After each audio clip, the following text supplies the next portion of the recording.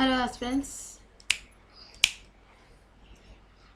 Hello aspirants. Welcome to Inca Rise Academy channel. இன்னைக்கு நம்ம 10th மேவோட current affairs பார்ப்போம்.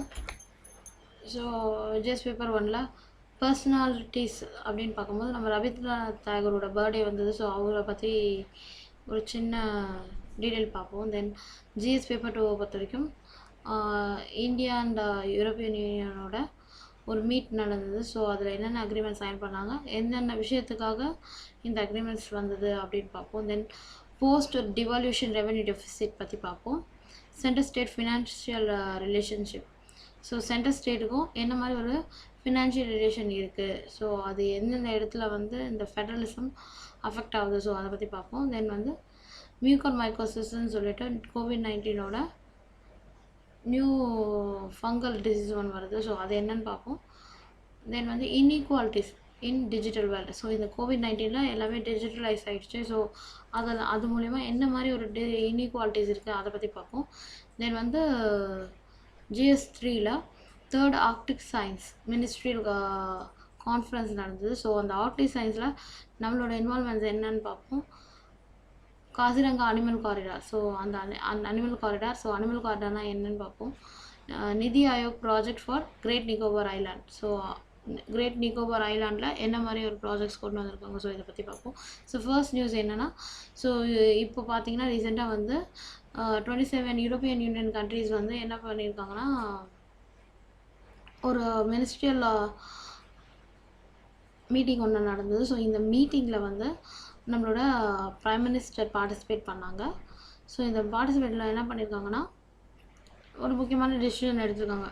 அதாவது என்னென்னா, நமக்குள்ளே வந்து பைலேட்டரல் ட்ரேட் அண்ட் இன்வெஸ்ட்மெண்ட் அக்ரிமெண்ட்டை சைன் பண்ணிக்கலாம், ப்ளஸ் ஃப்ரீ ட்ரேட் அக்ரிமெண்ட்டை சைன் பண்ணிக்கலாம் அப்படின்னு சொல்லிட்டு. ஸோ BTIA வந்து ஆல்ரெடி நம்ம வந்து வச்சுருந்தோம். ஸோ நடுவில் பிரேக் பண்ணிவிட்டு மறுபடியும் வந்து இதை புதுசாக நம்ம கொண்டு வந்திருக்கோம். ஸோ BTIA பொறுத்த வரைக்கும் இது ட்ரேடு, கூட்ஸ் அண்ட் சர்வீஸ், இன்வெஸ்ட்மெண்ட்ஸ்க்கான ஒரு அக்ரிமெண்ட். ஸோ ஃப்ரீ ட்ரேடை பொறுத்த வரைக்கும் ஈஸியாக மார்க்கெட் ஆக்சஸ், ஸோ அது மார்க்கெட் ஆக்சஸ் கிடைக்கணும் சொல்லிட்டு 2013 நம்ம வந்து இந்த டாக் ஸ்டார்ட் ஆகி போயிட்டு இருந்தது. ஸோ இந்தியாவை பொறுத்த வரைக்கும் வந்து நம்ம வந்து ஒரு largest trading partner. So China, US so இவங்கெல்லாம் விட அதிகமாக வந்து ட்ரேட் கிட்டத்தட்ட 90 பில்லியன் USD வந்து ட்ரேடு இவங்களோட நம்ம ரிலேஷன்ஷிப் இருக்குது. ஸோ அப்படி இருக்கும்போது கண்டிப்பாக நமக்குள்ள ஒரு நல்ல ஒரு காம்ப்ரிஹென்சிவ் பார்ட்னர்ஷிப் தேவை. ஸோ அப்படி இருந்தால் தான் நம்மளோட digital energy transport, then people to people connectivity எல்லாமே இன்க்ரீஸ் பண்ண முடியும்.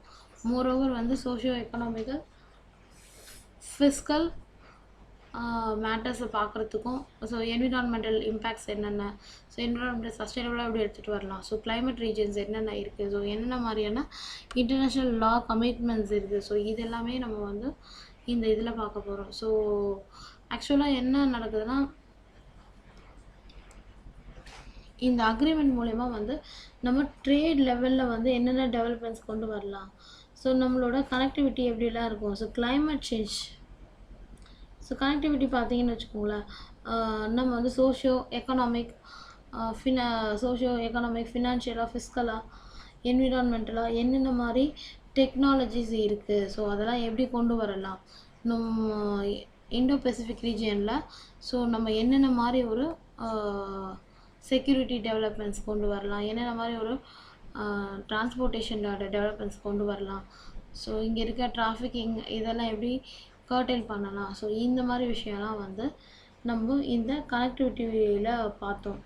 ஸோ மெயினாக வந்து நம்மளுடைய ப்ராஜெக்டை பொறுத்த வரைக்கும் பூனே மெட்ரோ ரயில் ப்ராஜெக்ட் கிட்டத்தட்ட வந்து இட்ஸ் அரௌண்ட் 150 மில்லியன்.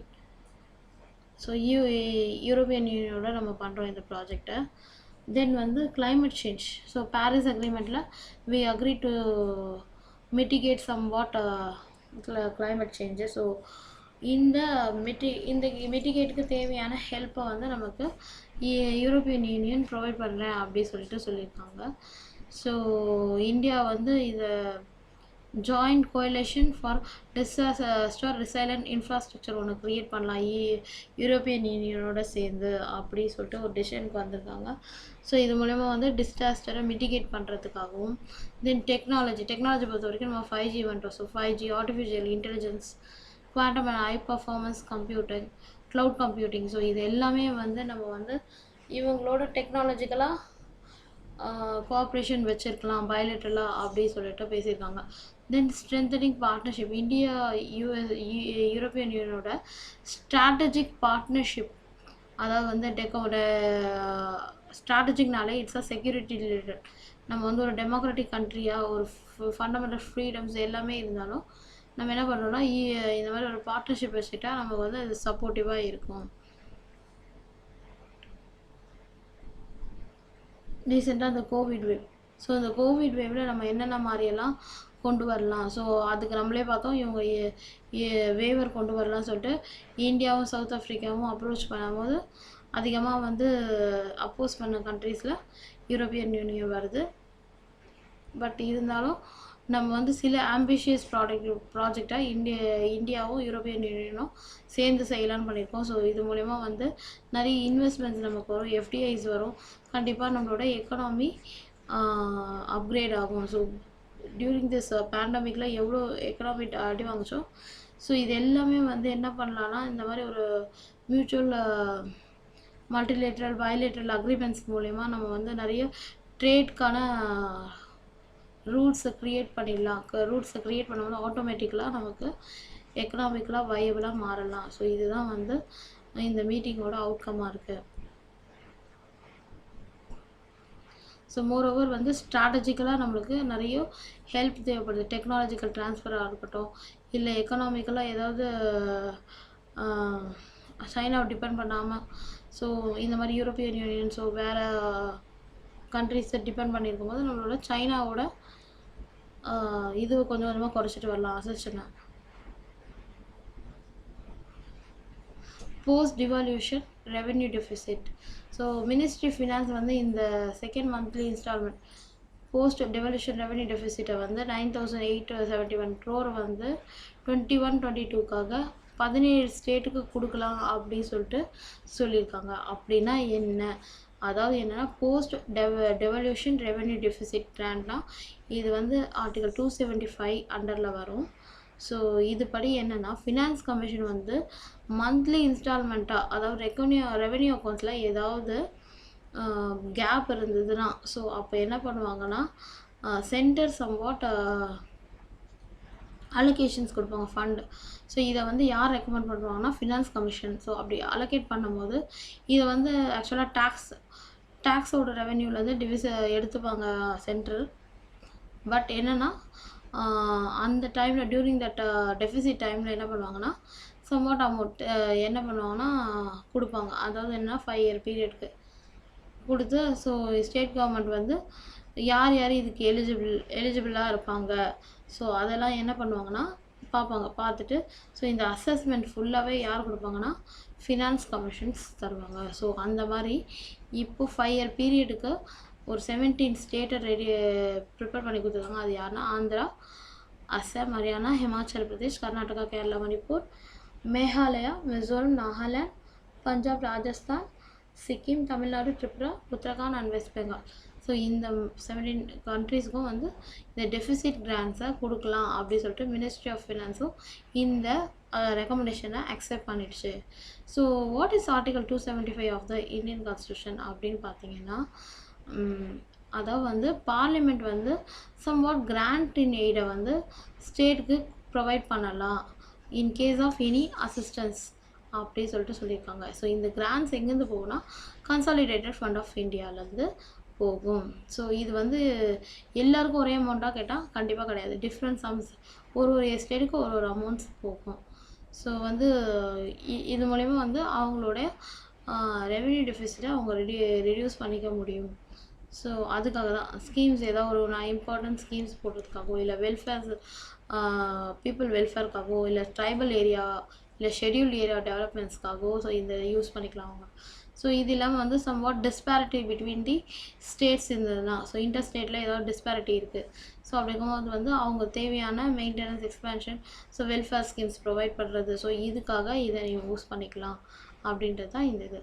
ஸோ நமக்கு முதல்ல ரெவென்யூ அக்கௌண்ட், கேபிட்டல் அக்கௌண்ட்னா என்னென்னு தெரியணும். ரெவென்யூ அக்கௌண்ட்னா என்னன்னா ரெவென்யூ ரெசிப்ட்ஸ், அதாவது வந்து கரண்ட் ரெசிப்ட்ஸ். கவர்மெண்ட்க்கு ரெவென்யூஸ் எப்படி போகும்னா இட்ஸ் அ டேக்ஸ் ரெவென்யூ இல்லை நான் டேக்ஸ் ரெவென்யூஸ் வழியாக தான் போகும். ஸோ இதுவே கேபிட்டல் அக்கௌண்ட் பார்த்திங்கன்னா இது என்னென்னா asset and liability of the government. Capital ரெசிப்டை பொறுத்த வரைக்கும் கவர்மெண்ட்டோட அசட்லேருந்து வர எல்லா லோன்ஸ் அண்ட் அதோட கேபிட்டல்ஸ் அது எல்லாமே வந்து கவர்மெண்ட்க்கு போகும். ஸோ அதுதான் கேபிட்டல் அக்கௌண்ட் சொல்லுவாங்க. ஸோ சென்ட்ரல் ஸ்டேட்டை பொறுத்த வரைக்கும் சம்வாட் ஃபினான்ஷியல் ரிலேஷன்ஸ் இருக்குது. ஸோ கான்ஸ்டியூஷனலாக வந்து we had provision for financial relation. So நம்ம கிளாஸில் ஃபினான்ஷியல் ரிலேஷனாக நல்லா பார்த்துருப்போம். ஸோ இருந்தாலும் ஒரு வாட்டி நான் சொல்கிறேன். ஸோ எப்படி வந்து டேக்ஸை டிஸ்ட்ரிபியூட் பண்ணிக்கிறாங்க சென்டருக்கும் ஸ்டேட்க்கும் இன்பிட்வீனில் ஸ்டேட்டோட ஆக்ஷன்ஸ் என்னவாக இருக்கும், சென்டரோட ஆக்ஷன்ஸ் என்னவாக இருக்கும். ஸோ இவங்க எந்தெந்த டேக்ஸை கலெக்ட் பண்ணிக்கலாம் அப்படின்ற மாதிரி ஆர்டிகல் 268 293 வரைக்கும் part 12 of the Indian constitution சொல்லியிருப்பாங்க. ஸோ அது என்னென்னா மெயினாக சென்ட்ரல் ஸ்டேட் ஃபினான்ஷியல் ரிலேஷனை டீல் பண்ணுற மாதிரி இருக்கும். So how to divide the tax and how to sharing the டேக்ஸுன்றது தான் இது. ஸோ இந்த பொறுத்த வரைக்கும் parliament have exclusive powers in union list. So union லிஸ்ட்டை பொறுத்த வரைக்கும் யாருக்கு அதிகமான பவர்னா சென்டருக்கு. ஸோ ஸ்டேட் லிஸ்ட்டை பொறுத்த வரைக்கும் அதே மாதிரி state have enormous power. So கன்கரண்ட்டை பொறுத்த வரைக்கும் என்னென்னா both state and center. So இதுதான் இப்படி இருக்குது. ஸோ இப்படி இருக்கும்போது ஸோ ஃபினான்ஷியல் டேக்ஸை யார் கலெக்ட் பண்ணுவாங்க, ஸோ யார் இதை லெவி பண்ணுவாங்க, யார் இதை அப்ராப்ரியேஷன் பண்ணிப்பாங்க. ஸோ இதை பற்றி தான் வந்து ஆக்சுவலாக நம்ம பார்க்க போகிறோம். ஸோ டியூட்டிஸை பொறுத்த வரைக்கும் லெவி, கலெக்ஷன், அப்ராப்ரியேஷன் சொல்லிட்டு 3 டேர்ம் இருக்கும்.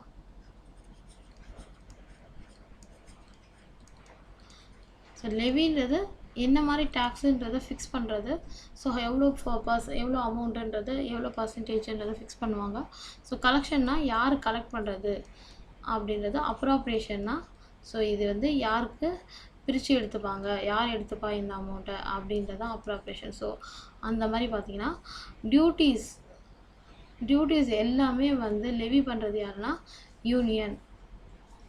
So stamp duty, bill of exchange, cheque, so இதோட டியூட்டிஸ் எல்லாமே வந்து யூனியன் லெவி பண்ணும். கலெக்ட் அண்ட் அப்ராப்ரியேட் பண்ணுறது யாருன்னா ஸ்டேட் பண்ணுன்னு சொல்லிட்டு ஆர்டிகல் 268 சொல்லியிருப்பாங்க.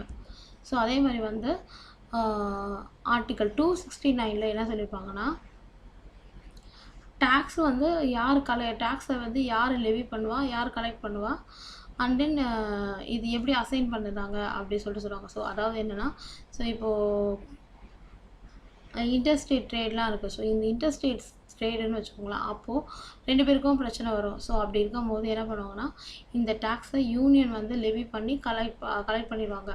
பட் எந்த பர்டிகுலர் ஸ்டேட்டுக்கு போகணுன்றத அந்த ஸ்டேட்டுக்கு இந்த அமௌண்ட் வந்து அப்ராப்ரியேட் பண்ணிப்பாங்க. ஸோ லெவி அண்ட் கலெக்ஷன் இன்டர்ஸ்டேட்டை பொறுத்த வரைக்கும் லெவி அண்ட் கலெக்ஷன் பண்ணுறது யூனியன் கவர்மெண்ட், அண்ட் அதை வந்து யாருக்கு கொடுப்பாங்கன்னா ஸ்டேட்க்கு கொடுப்பாங்க. ஸோ அதே மாதிரி வந்து goods and service tax. So goods and service டேக்ஸை பொறுத்த வரைக்கும் என்னென்னா levy and collection. So levy and collection யார் பண்ண போகிறாங்கன்னா யூனியன் கவர்மெண்ட் பண்ணுவாங்க. ஸோ இன்டர்ஸ்டேட் ட்ரேடாக இருந்ததுன்னா ஸோ அப்போ வந்து என்ன பண்ணுவாங்கன்னா சென்ட்ரே வந்து இதை லெவி பண்ணி கலெக்ட் பண்ணிப்பாங்க. ஸோ ஸ்டேட்டுக்கு அதுக்கப்புறம் இதை வந்து ஜிஎஸ்டி கவுன்சிலோட ரெக்கமெண்டேஷன் படி ஸ்டேட்டும் சென்ட்ரும் எப்படி டிவைட் பண்ணி எடுத்துக்கலாம் அப்படின்ற மாதிரி சொல்லியிருப்பாங்க. ஸோ இது ரீசெண்டாக மாற்றின ஒரு goods and service tax GST. So some tax வந்து என்ன பண்ணியிருப்பாங்கன்னா யூனியன் கவர்மெண்ட்டே வந்து லெவி அண்ட் கலெக்டும் பண்ணிடுவாங்க. ஆனால் வந்து யூனியன் ஸ்டேட்டுக்கு டிஸ்ட்ரிபியூட் பண்ணுவாங்க. ஸோ அந்த மாதிரி ஐட்டம் என்னென்னு பார்த்தீங்கன்னா ஸோ இந்த டியூட்டி, டேக்ஸு, சர்சார்ஜு, செஸ்ஸு. ஸோ செஸ்ஸுனால் ஏதாவது ஒரு specific purpose, educational purpose, so இதுக்காக கலெக்ட் பண்ணுற டேக்ஸ் ஆன் டேக்ஸ்ன்னு சொல்லுவாங்க. ஸோ இந்த செஸ்ஸு. ஸோ இதெல்லாம் யார் கலெக்ட் பண்ணுவாங்கன்னா இந்த டேக்ஸை லெவி அண்ட் கலெக்ட் பண்ணுறது யூனியன் கவர்மெண்ட், 2 பேருமே டிஸ்ட்ரிபியூட் பண்ணிப்பாங்க, 2 பேருமே பிரித்து எடுத்துப்பாங்க. ஸோ இதை தாண்டி 2 டைப் ஆஃப் கிராண்ட்ஸ் இருக்குது. ஒன்று வந்து ஸ்டாட்டுட்டரி கிராண்ட்ஸ், இன்னொன்று வந்து கிராண்ட் இன் எய்டுன்னு சொல்லுவாங்க. ஸோ கிராண்ட் இன் எய்டை பொறுத்த வரைக்கும் என்னென்னா sharing of tax between the centre and state அப்படி சொல்லுவாங்க. கான்ஸ்டியூஷனாகவே என்ன பண்ணுவாங்கன்னா ஸ்டேட்டுக்கு வந்து சென்டர் சம் ரிசோர்ஸை ப்ரொவைட் பண்ணிடுவாங்க. ஸோ இதுதான் வந்து கிராண்ட் இன் எய்டு அப்படின்னு சொல்லுவாங்க. ஸோ இதுவே ஸ்டாட்டுட்டரி கிராண்ட்னா பார்லிமெண்ட் வந்து கன்சாலிடேட் ஆஃப் இந்தியாவிலேருந்து என்ன பண்ணுவாங்கன்னா சில ஸ்டேட்டுக்கு ஒரு சம்வாட் ஸ்டேட்டுக்கு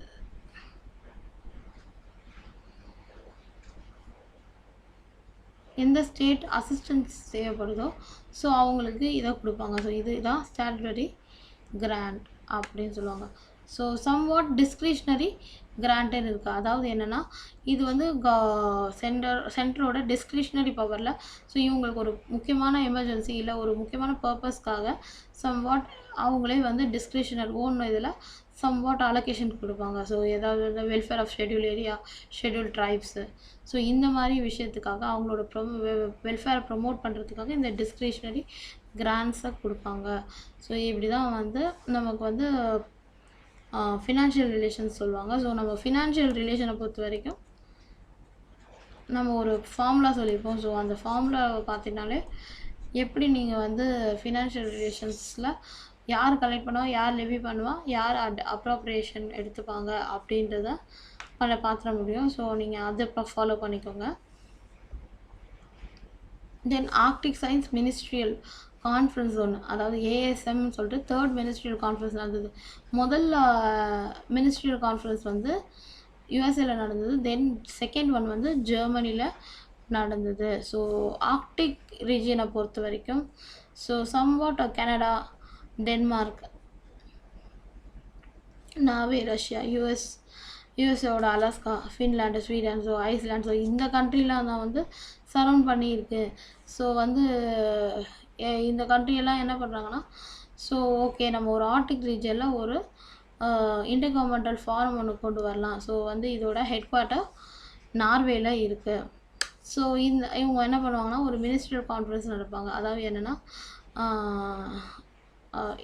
என்னென்ன ஆர்க்டிக் ரீஜனில் பண்ண முடியும், ஸோ என்னென்ன மாதிரி ஸ்ட்ராட்டஜிக்காக என்ன பண்ணலாம், ஸோ அங்கே என்னென்ன மாதிரி ஹியூமன் லைஃப் இல்லை ஏன் அப்படின்ற மாதிரி, ஸோ இதெல்லாம் வந்து நிறைய சயின்டிஃபிக்கல் ரிசர்ச் பண்ணுறதுக்காக ஆர்என்டிக்காக இந்த மினிஸ்ட்ரியல் கான்ஃபரன்ஸ் நடத்துவாங்க. ஸோ ஆக்சுவலாக இதை யார் ஹோஸ்ட் பண்ணான்னா ஐஸ்லாண்ட் அண்ட் ஜப்பான் ஹோஸ்ட் பண்ணுச்சு.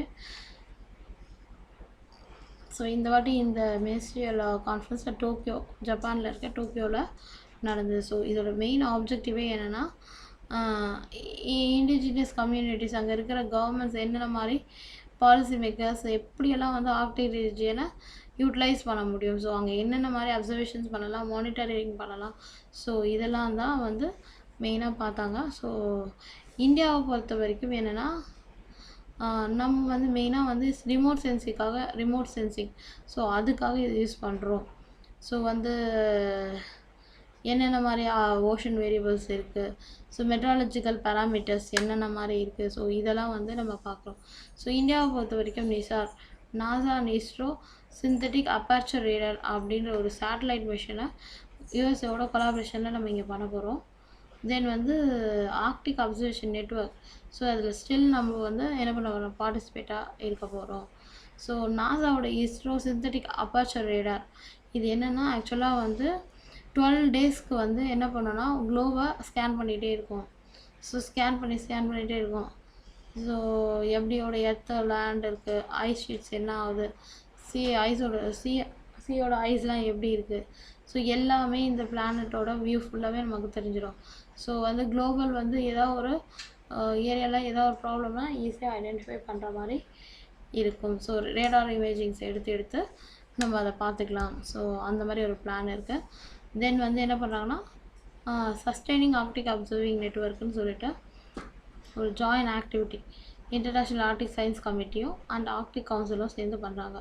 ஸோ இவங்களோட மெயின் பர்பஸ் என்னென்னா இந்த இடத்துல வந்து pan Arctic observation data sharing, so என்னென்ன மாதிரி ப்ராப்ளம்ஸ் வருது, என்னென்ன மாதிரி இந்த இடத்துல நம்ம ஆர்என்டி பண்ண முடியுன்றத டேட்டா ஷேரிங் பண்ணுறாங்க. ஸோ இந்தியாவை பொறுத்த வரைக்கும் இந்தியாவோட என்கேஜ்மெண்ட் இதில் மெயினாக என்னென்னா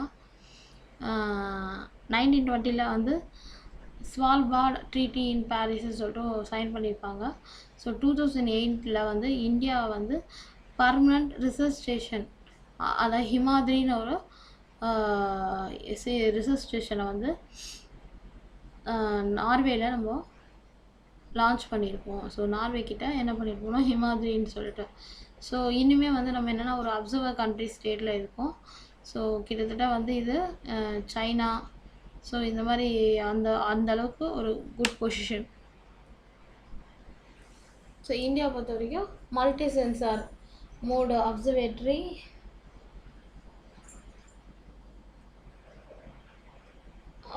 ஒன்று இங்கே வச்சுருக்கோம். ஸோ இது மூலயமா என்ன பண்ணுறோன்னா ஆர்டிக் ரீஜியனில் வந்து என்னென்ன மாதிரி ஓஷன் ரிசர்ச் பண்ண முடியும். ஸோ அதையெல்லாம் வந்து யார் பண்ணுறாங்கன்னா இது வந்து மினிஸ்ட்ரி ஆஃப் எர்த் சயின்ஸ் அவங்க தான் வந்து மெயினாக இது nodal agency for this Arctic research. So இங்கே என்னென்ன மாதிரி சயின்டிஃபிக்கல் ரிசர்ச் பண்ணலாம், சஸ்டைனபிள் டூரிசம் எப்படி இருக்கும், எக்ஸ்ப்ளோரேஷன், மினரல் கேஸு எல்லாமே வந்து இந்த ஆர்க்டிக் ரீஜனில் எந்த மாதிரி இருக்கும், அதுக்காக தான் இது மெயினாக இந்த மினிஸ்ட்ரியல் கான்ஃபரன்ஸ் வச்சுருக்காங்க. தென் இதை பொறுத்த வரைக்கும் என்னென்னா ஆர்க்டிக் ரீஜன் பொறுத்த ஒரு க்ரூஷியல் ஏரியா.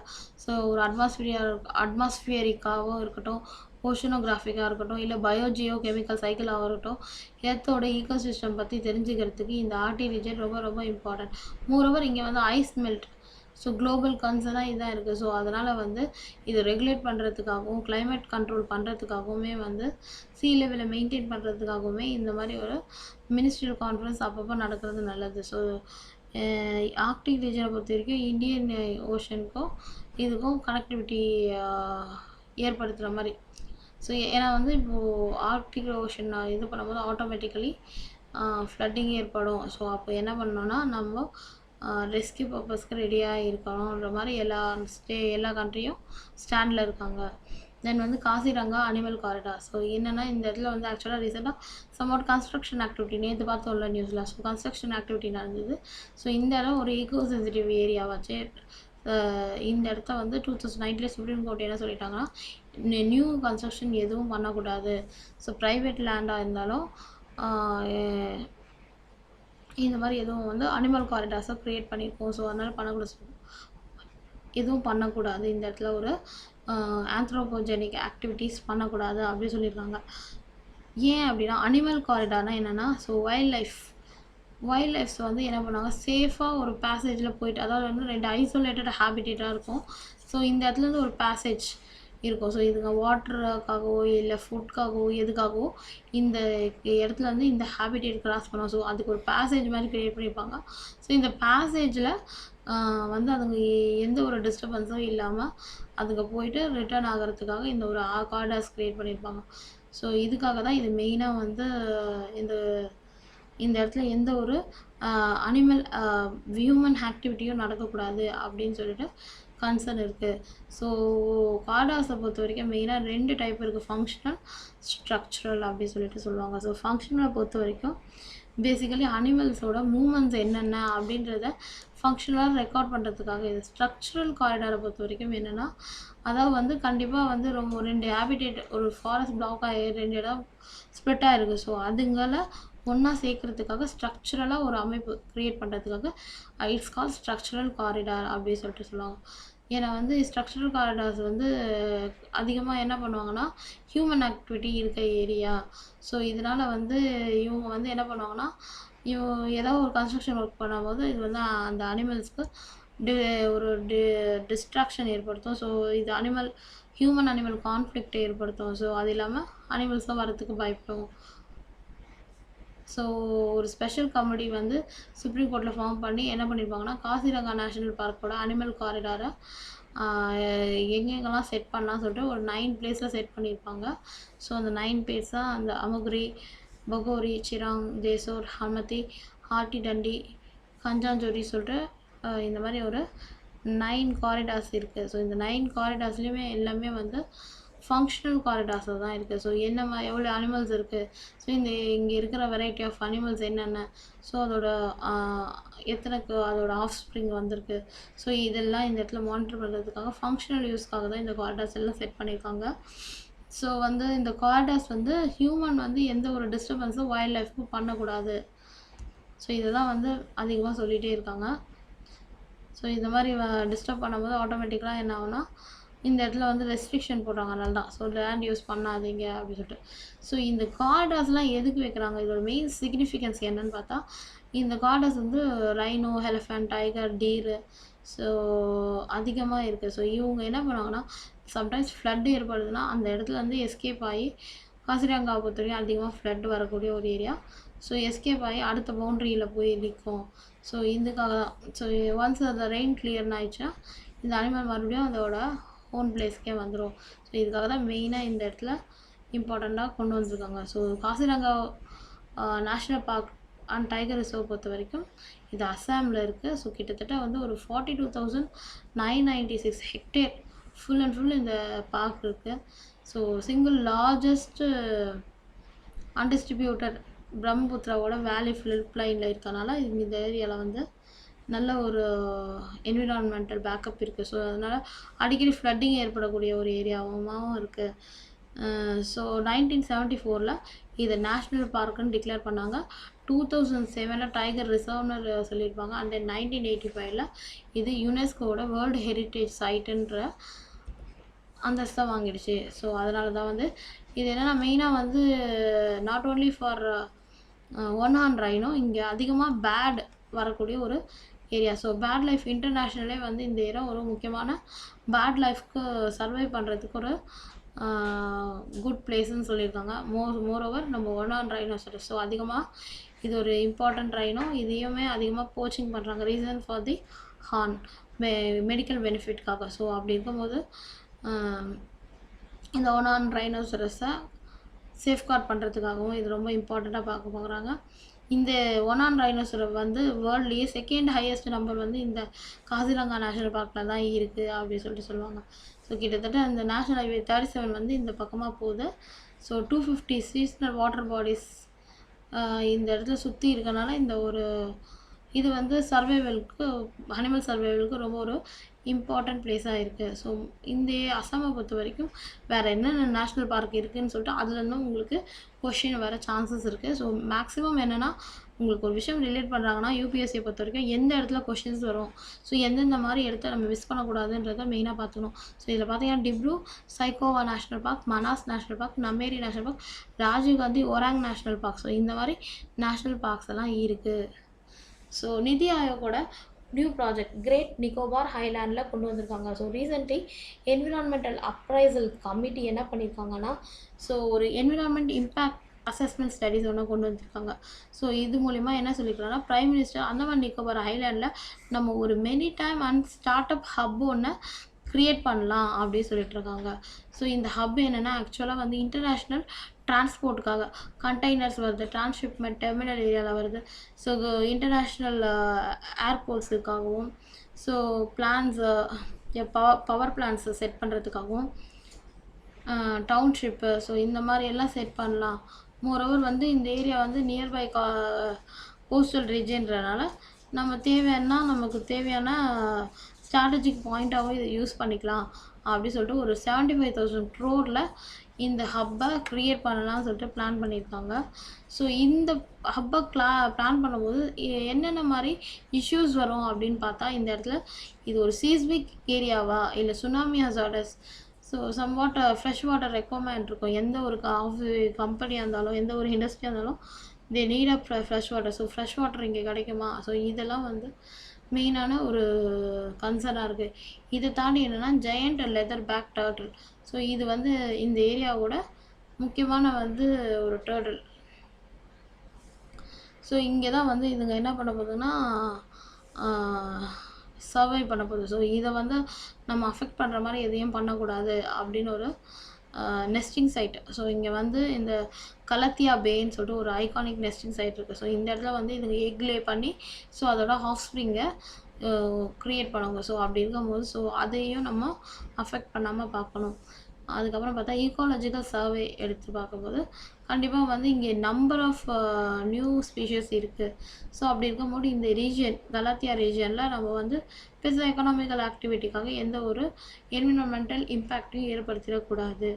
ஸோ நிறைய critically endanger Nicobar shrew, Nicobar creek frog, Nicobar cat snake, new skink, new lizard, so இந்த மாதிரி நிறைய மேமல்ஸு, நிறைய அனிமல்ஸ் இருக்குது. ஸோ இதெல்லாம் வந்து ஒரு பெரிய இஷ்யூவாக கவர்மெண்ட் இருக்குது. அதுவும் இல்லாமல் இந்த செலெக்ஷன் ஆஃப் போர்ட் வந்து ஃபினான்ஷியலாக ரொம்ப அதிகமான ஸ்பெண்டிங்ஸ் ஏற்படுத்தும். அது இல்லாமல் என்விரான்மெண்டலாக இக்னோர் பண்ணுற மாதிரியே இருக்கும். ஸோ இதில் என்ன ஆக்ஷன் பாயிண்ட்ஸ்ன்னு சொன்னால், இது வந்து ஒரு டெரஸ்ட்ரியல் அண்ட் மெரைன் பயோடைவர்சிட்டி இருக்கிற ஒரு முக்கியமான ஏரியா. ஸோ வந்து என்னென்னா போர்ட் ஆப்ரேஷனும் சரி, வேறு ஏதாவது பண்ணும்போது இந்த இடத்துல வந்து ஆயில் ஸ்பில்ஸ் ஏற்படுறதுக்கு நிறைய சான்சஸ் இருக்குது. ஸோ அப்படி பார்த்திங்கன்னா நிறைய ஈக்காலஜிக்கல் இம்பேக்ட்ஸ் ஏற்படுத்தும். மெயினாக பார்த்தா அந்த டர்ட்டில்ஸ் ஏதோ இந்த இடத்துல அழிஞ்சிரும், அந்த அளவுக்கு ஒரு இம்பேக்டை க்ரியேட் பண்ணும். So in case of any tsunami or seismic activity நடந்ததுன்னா கண்டிப்பாக இங்கே இருக்க லேபர்ஸ் எல்லாருமே, கேம்ப்ஸு எல்லாமே வந்து டெமாலிஷ் ஆகும். ஸோ அந்த மாதிரி ஒரு ப்ராப்ளம் இருக்குது. ஸோ அந்தமான் நிக்கோபாரை பொறுத்த வரைக்கும் கிரேட் நிக்கோபார் அப்படின்னு சொல்லுவாங்க. இது வந்து southernmost island of Nicobar island. So கிட்டத்தட்ட வந்து 1,03,870 hectare unique tropical evergreen forest இருக்க ஒரு ஈகோசிஸ்டம். ஸோ ரொம்ப ரிச்சு. கிட்டத்தட்ட ஒரு 650 ஸ்பீஷஸ்க்கு மேலே ஆஞ்சியோஸ்பர்ம்ஸ், ஃபர்ன்ஸ், ஜிம்னோஸ்பர்ம்ஸ், ப்ரையோபைட்ஸ், ஸோ இந்த மாதிரி எல்லாமே இந்த இடத்துல ஒரு 650க்கு மேலே இருக்குது. ஸோ அதிகமாக 1800 ஸ்பீஷஸ்க்கு மேலே எண்டமிக் ஸ்பீஷஸ்ஸு எல்லாமே நிறைஞ்ச ஒரு எக்கனாமிக்கலாக வயபிளான ஒரு ஏரியா. ஸோ இந்த நிக்கோபார் இந்த பயோஸ்பியர் ரிசர்வை வந்து அதிகமாக பார்த்திங்கன்னா மவுண்டைன் துளியார். ஸோ இது வந்து கிட்டத்தட்ட sea level, above sea level, coastal plains கிட்டே இருக்கும். ஸோ இந்த ஏரியாவை ட்ரைபை பொறுத்த வரைக்கும் இந்த மங்கலாய்டு ஷோம்பன் ட்ரைப் அபோவ் 200 நம்பர்ஸ்க்கு மேலே இங்கே இருக்காங்க. ஸோ இவங்களுடைய லைவ்லிஹுட்டும் பாதிக்கப்படும். ஸோ இவங்க ஒரு hunters and caterers, food caterers. So இவங்க லைஃப் கண்டிப்பாக ஃபுல் அண்ட் ஃபுல் மெரைன் ரிசோர்ஸே நம்பி இருக்கவங்க. இவங்க ஒரு மங்கலாய்டு ட்ரைபு. ஸோ இவங்களும் வந்து இந்த ஏரியாவில் இருக்காங்க. ஸோ அந்த மாதிரி வந்து ட்ரைபல் குரூப்ஸும் அதிகமாக இருக்கிற ஒரு ஏரியா. ஸோ ஆஃப்டர் சுனாமி இந்த இடம் பயங்கரமாக டிவாஸ்ட் ஆகிருக்கு. ஸோ இப்போ என்ன பண்ணுறாங்கன்னா இந்த ப்ராஜெக்ட் மூலமாக மறுபடியும் ரிவைவல் பண்ணலாம் அப்படின்றது பிளானு. தென் ரவீந்திரநாத் தாகூர். ஸோ நம்ம ரவீந்திரநாத் தாகூரோட பர்த்டே வந்து 7th May 2021. ஸோ பர்சனாலிட்டிஸில் இவர் யாருன்னு பார்த்தீங்கன்னா குருதேவ்னு சொல்லுவாங்க. இவ்வளோ கவி குரு, பிஸ்வா கவி அப்படி சொல்லிட்டு இவர் நேமை சொல்லுவாங்க. Poet, novelist, painter. ஸோ அதிகமாக வந்து நம்மளுக்கு இந்தியன் கல்ச்சருக்கு நிறைய இவரோட டிவோட்ஸ் இருக்குது. ஸோ இவரோட லிட்ரரி ஒர்க்ஸ் பார்த்திங்கன்னா நம்மளோட நேஷ்னல் ஆந்தம் எழுதினவர் இவர் தான். ஸோ இவர் ஒரு மகாத்மா காந்தியோட ஒரு good friend. So unity and diversity, so அதில் அதிகமான நம்பிக்கை வச்சு நேஷ்னல் இன்டெக்ரேஷனுக்காக அதிகமாக போய்ட்ஸ் எழுதின ஒருத்தர். So world parliament for religion அப்படி சொல்லிட்டு இவர் வந்து 1929 ஒரு டாபிக் பேசியிருக்காரு. மெயினாக கிட்டத்தட்ட ஒரு 2000க்கு மேலே வந்து சாங்ஸை வந்து இவர் ஓனாக கம்போஸ் பண்ணி எழுதியிருக்காரு. அது இல்லாமல் வந்து இவரோட போயட்ஸ் எல்லாமே வந்து பெங்காலி லாங்குவேஜில் இருக்கும். ஸோ இவரோட மெயின் இன்னும் நோட்டபிள் ஒர்க்னா கீதாஞ்சலி, கோரா மானசி, பாலகா. ஸோ இந்த மாதிரி நிறைய இவரோட நோட்டபிள் போயட்ரி ஒர்க்ஸ் இருக்குது. ஸோ இவர் 16 வயசுலேருந்து என்ன பண்ணாருன்னா இந்த போயம்ஸ் எல்லாம் எழுத ஆரம்பித்தார். ஸோ இவரோட கான்ட்ரிபியூஷனை பொறுத்த வரைக்கும் இந்தியாவுக்கு அதிகமானதாக இருக்கும். ஸோ அதே மாதிரி இவருடைய நேஷ்னல் ஆந்தம் தான் பங்களாதேஷோட நேஷ்னல் ஆந்தமாக இருக்குது. ஸோ சிலோனிஸும் இவரை வந்து ரொம்ப இன்ஸ்பயர்ட் பண்ணவங்க ஸ்ரீலங்காவும். ஸோ 1921 வந்து இவர் விஸ்வபாரதி யூனிவர்சிட்டியில் படிச்சிருப்பார். 1913 நோபல் ப்ரைஸு இவரோட கீதாஞ்சலி லிட்ரேச்சருக்காக வாங்கியிருக்காரு. இவர் தான் ஃபர்ஸ்ட் நான் யூரோப்பியன் அந்த நோபல் ப்ரைஸ் வாங்கினா ஃபர்ஸ்ட் நான் யூரோப்பியன் யார் கேட்டிங்கன்னா ரவீந்திரநாத் தாகூர் அப்படி சொல்லிட்டு சொல்லலாம். ஸோ தென் வந்து மியூகோர் மைக்கோசிஸ் அப்படி சொல்லிட்டு ஒரு புது நியூஸ் வந்திருக்கு. அதாவது என்னென்னா நம்ம COVID-19 பேஷண்ட்ஸ் என்ன பண்ணியிருக்காங்கன்னா சீரியஸ் ஃபங்கல் இன்ஃபெக்ஷன் ஒன்று வருது. இதை பிளாக் ஃபங்கஸ் சொல்கிறாங்க, இல்லை மியூகோர் மைக்கோசிஸ் அப்படின்னு சொல்லிட்டு சொல்கிறாங்க. இது வந்து ஒரு ரேர் ஃபங்கல் இன்ஃபெக்ஷன். அதாவது என்னென்னா இது அந்த மியூகோ மைசட்டிஸ்ன்றது என்னென்னா அந்த ஃபங்கல் வந்து என்விரான்மெண்ட்டில் அபண்டண்ட்டாக இருக்கும். ஸோ இதுக்கு என்னென்னா பீப்புளோட ஹெல்த் அஃபெக்ட் பண்ணி, அதாவது என்னென்னா அவங்களோட சிக்காக மாற்றிடும். ஸோ மெயினாக வந்து சைனஸ் ஆர் பிரெயின், பல்மனரி லங்கு, கேஸ்ட்ரோஇன்டெஸ்டைனல் இந்த மாதிரி இந்த ஸ்கின்னு இதெல்லாம் வந்து அதிகமாக இந்த ஃபங்கஸ் வந்து பாதித்து என்ன பண்ணோன்னா இன்ஹலேஷன் ப்ராப்ளம் வர்றதுக்கு, இன்ஹேல் பண்ண முடியாத அளவுக்கு ஒரு கன்ஜஷனை க்ரியேட் பண்ணும். ஸோ இதனால் வந்து இது என்னென்னா ஈஸியாக ஒரு இன்ஹேல் பண்ண முடியாத அளவுக்கு ஒரு மனுஷங்களை ஒரு பீப்புளை சப்ரெஸ் பண்ணும். ஸோ மியூகோமைசிஸை பொறுத்த வரைக்கும் இது வந்து பீப்புள் டு பீப்புள் மட்டும் இல்லாமல் பீப்புள் அண்ட் அனிமலுக்கும் பரவும் அப்படி சொல்லிட்டு சொல்லியிருக்காங்க. ஸோ இதோட சிம்டம் என்னன்னு பார்த்தீங்கன்னா ஐஸை சுற்றி ரெட்னஸ் ஆகிடும், இல்லை நோஸஸ் ரெட்னஸ் ஆகிடும், ஃபீவர், ஹெட்டேக், காஃபிங், ஷார்ட்னஸ் ஆஃப் ப்ரீத், இல்லை பிளட்டி வாமிட். ஸோ இந்த மாதிரியான சிக்னல்ஸாக வரும். ஸோ அதிகமாக வார்னிங் பார்த்தீங்கன்னா டீத்தை லூசன் பண்ணுறது, ஸோ இல்லைன்னா பிளர்டு விஷன் இல்லை டபுள் விஷன் வர மாதிரி ஒரு டிசபிலிட்டியை க்ரியேட் பண்ணும். ஸோ ஆக்சுவலாக இதை எப்படி ப்ரிவெண்ட் பண்ணலான்னா ரொம்ப டஸ்ட் இருக்கிற கன்ஸ்ட்ரக்ஷன் ஏரியா, எக்ஸ்கவேஷன் சைட்ஸு, ஸோ இந்த மாதிரி ஏரியா, அதுக்கப்புறமேட்டு வந்து டேமேஜான பில்டிங்ஸ், ஹரிகேன்ஸு, ஸோ நேச்சுரல் டிசாஸ்டரான ஏரியாஸ் எல்லாம் போகாமல் அவாய்ட் பண்ணுறது தான். ஸோ மியூகோர் மைக்கோசிஸ் வந்து ஆன்டிஃபங்கல் மெடிசன் மூலமாக ட்ரீட் பண்ணுறாங்க. சம்டைம் சர்ஜரியும் ரெக்வயர்டாக இருக்குது அப்படி சொல்லிட்டு சொல்லியிருக்காங்க. தென் வந்து இப்போ நம்ம பார்க்க போகிற நியூஸை பொறுத்த வரைக்கும் சென்டர் ஸ்டேட்டோட கான்ஃப்ளிக்ட் என்னென்னா எப்போவுமே வந்து இந்தியாவோட ஃபெடரல் ரிலேஷன்ஸில் ஸ்டேட்டுக்கும் சென்டருக்குமே ஒரு கான்ஃப்ளிக்ட் இருந்துகிட்டே இருக்கும். ஓகேவா? இதனால தான் நம்ம வந்து கோஆப்ரேட்டிவ் ஃபெடரலிசம் எப்போ கேட்டிங்கன்னா சம்டைம்ஸ் பார்கெனிங் ஃபெடரலிசம் இல்லை குவாசி ஃபெடரலிசம் அப்படி சொல்லிட்டு சொல்லுவாங்க. ஸோ ரீசன் என்னென்னா சம்வாட் சென்ட்ரல் கவர்மெண்ட் வந்து டிஸ்கிரிமினேட் பண்ணி பார்க்கும். சில ஸ்டேட்டை வந்து ரொம்ப கரெக்டாக அவங்களுக்கு எல்லாமே செய்வாங்க, சில ஸ்டேட்டுக்கு செய்ய மாட்டாங்க அப்படின்னு சொல்லிட்டு சில ஸ்டேட்டோட கன்சர்னாக இருக்கும். ஸோ இதனால் வந்து 2 பேருக்குள்ளேயும் எப்போவுமே ப்ராப்ளம் இருக்கும். ரீசெண்டாக வந்த கோவிட் சுச்சுவேஷனில் இந்த மாதிரி யூனியனுக்கும் ஸ்டேட்டுக்கும் நிறைய டசல்ஸ் வந்தது. ஸோ அந்த டசலில் பார்த்திங்கன்னா வேக்சின் டிஸ்ட்ரிபியூஷன் வந்து எங்கள் ஸ்டேட்டுக்கு கம்மியாக இருக்குது, அவங்க ஸ்டேட்டுக்கு நிறைய இருக்குது.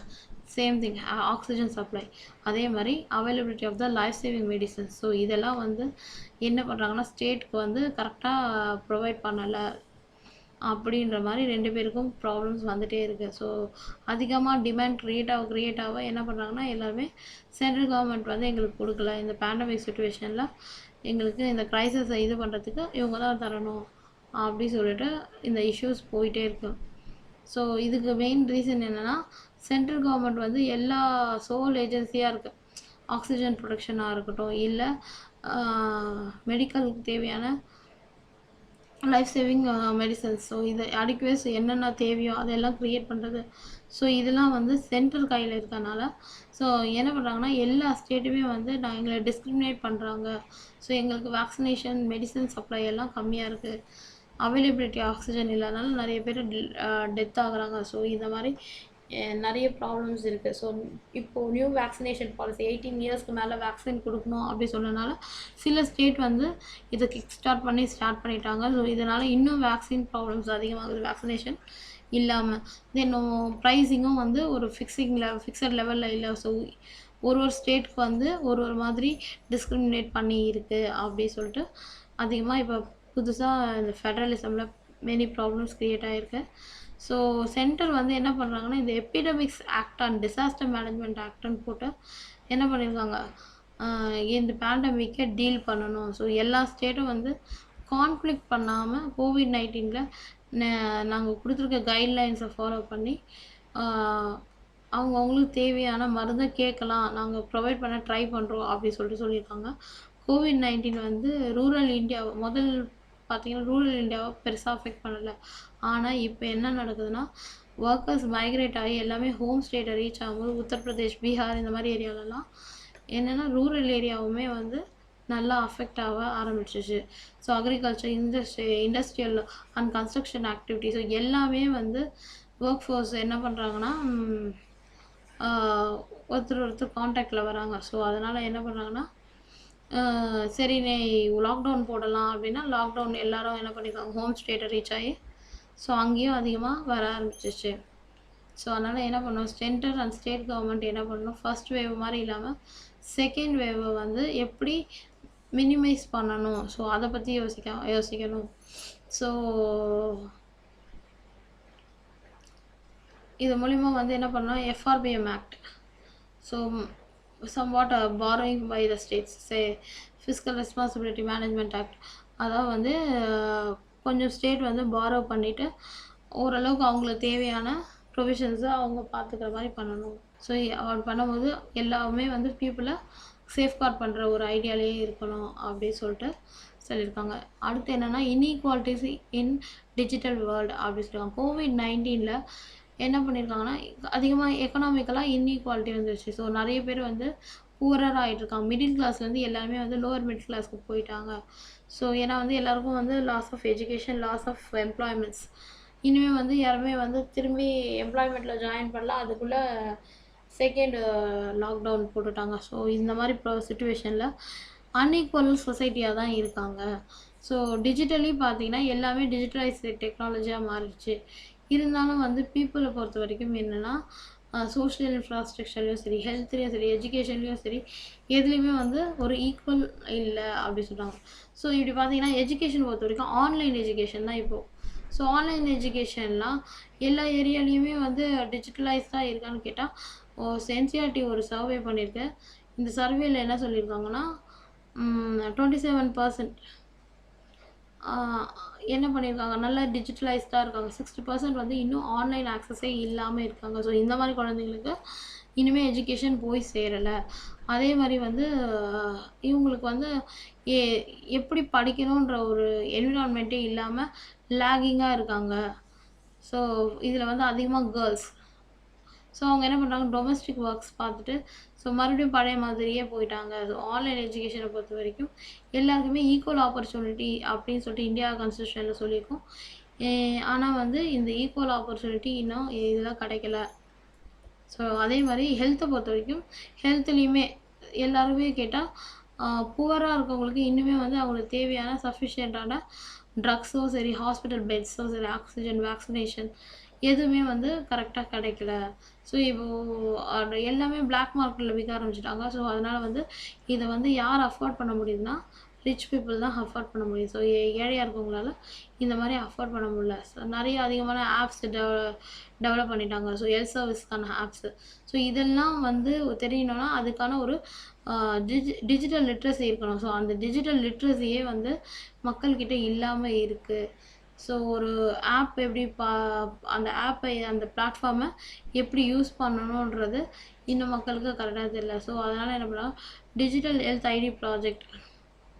ஸோ இந்த பேண்டமிக் பீரியடில் இந்த மாதிரி ஒரு ஐடி ஒன்று கொடுத்துட்டாங்க. ஸோ என்னென்னா இவங்களோட ஹெல்த்தை ரெக்கார்ட் பண்ணுறதுக்கும், ஸோ இவங்களுக்கு தேவையான மெடிசன் என்ன தேவைப்படுது, ஸோ ஒரு இன்சூரன்ஸ் தேவைப்படுதுன்னா அந்த இன்சூரன்ஸ் தரத்துக்கு, ஸோ இதுக்கெல்லாம் வந்து செய்யும் போது ஆட்டோமேட்டிக்கலாக இந்த ஒரு டிஜிட்டல் டிவைட் குறையும் அப்படின்றது தான் இது. ஸோ நம்ம வந்து அதிகமாக எஜுகேஷனுக்கு இது பண்ணுறோம். ஸோ இதனால் வந்து அகாடமிக் லெவலில் வந்து ஒரு ஃப்ரீ இன்டர்நெட் கொடுக்கறது மூலயமாவோ இல்லை ஸ்கூல்ஸ் அண்ட் டீச்சர் கொலாபரேஷன்ஸில் எப்படியெல்லாம் எஜுகேஷன் ஸ்டூடெண்ட்ஸ்க்கு போய் சேர வைக்க முடியுமோ ஸோ அந்த மாதிரி எஜுகேஷனை கொடுக்கணும். தென் ஹெல்த் கேர் ஆக்டிவ் அதே மாதிரி ஆக்சஸ்.